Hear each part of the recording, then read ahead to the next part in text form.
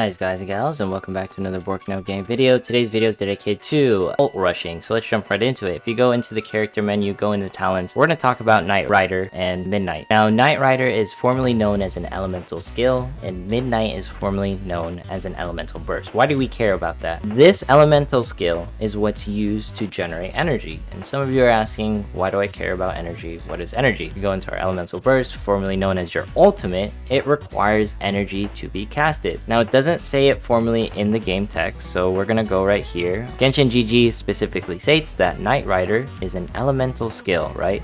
And that Midnight is an elemental burst. So just knowing that really helps you in the sense of how to navigate through artifacts and how to essentially position your team so you can constantly be casting ultimates, right? Next thing is, now that we know what elemental skill, elemental burst is, let's cover artifacts. So the artifacts that you want to run are stuff like Instructor. The reason why you want to run Instructor is because it increases your elemental mastery, and elemental mastery is important in the sense that it makes your elemental... Alright, so elemental mastery increases the energy that you gain when casting an elemental skill. Elemental mastery also increases damage when you do an elemental reaction. For example, when fire combines with electric, it does overload, right? I'm going through different tabs and talking about talents here because I am showing that press damage and all these other damage types are separate from elemental mastery. They have different modifiers that haven't been defined yet, and I tried to define it, but it was wrong of me to say that elemental mastery increases these damage types. It doesn't. Elemental mastery only, as far as I know per the in-game text,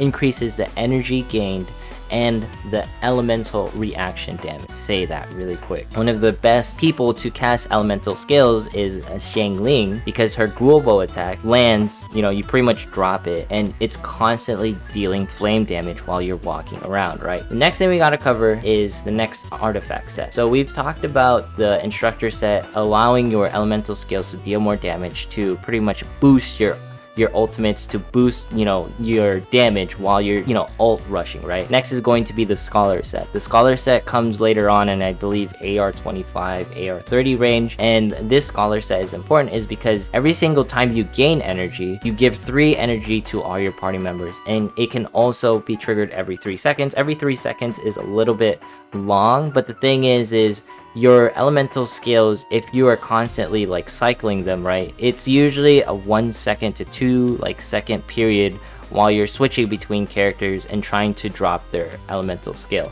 So this kind of helps out in the sense of when you get energy, more of your party members are also getting energy, so you can also stack your ultimates even more so you can cast as many as possible, right? And of course there's going to be cooldowns to your ultimates, so even if you have the energy available, you might not be able to cast it, but that's a different story, right?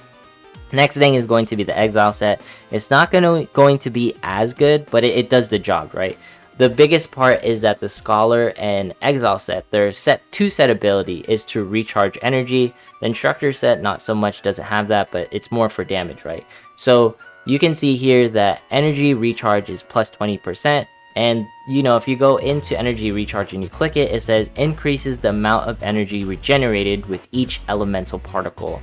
An elemental orb obtained, which is pretty much an elemental particle is the energy coming towards you, and an elemental orb is what drops, like a big element. It doesn't really float to you. You have to go out and grab it, right? Knowing these things, we can put it all together. The Exile set will essentially also give you energy, but it's more in the regards of energy recharge. The 4 set effect or the Exile set is kind of terrible because it regenerates 2 energy after casting an elemental burst, which is the ult that we talked about for ult rushing, every 2 seconds for 6 seconds, and it can't stack. And technically that's not as good as the Scholar set, because you're not, even though you're casting your elemental burst as many times as possible, the thing is you're going to be gaining energy more often. I wish I had another set to run the Scholar set on Barbara, but it's really difficult to acquire the Scholar set. It's much more rare, more of a late game set, right? And of course sets will change as we get better gear in the future. So, you know, even these artifact sets will change, right? The biggest thing is we are seeing that we need energy to constantly cycle our ultimates to trigger, right? So pretty much like that's the thing of this video. It's also technically like a team guide video, not just ult rushing, but ult rushing is the main focal point on why you build a team. Because if you build a team just by, you know, because you have elemental resonance, for example, right? So I know I'm using elemental resonance right now. Whenever I have two, you know, electro units, I have the ability to generate more electro elemental particles, which is more energy. That's good and all, but at the same time, I'm using Lisa because her elemental skill is spammable, and I want to trigger her effects more often, right? So it more matters along the lines of, do I have a team that can constantly rain down elemental skills so I constantly get enough energy to cast my elemental burst or my ultimate?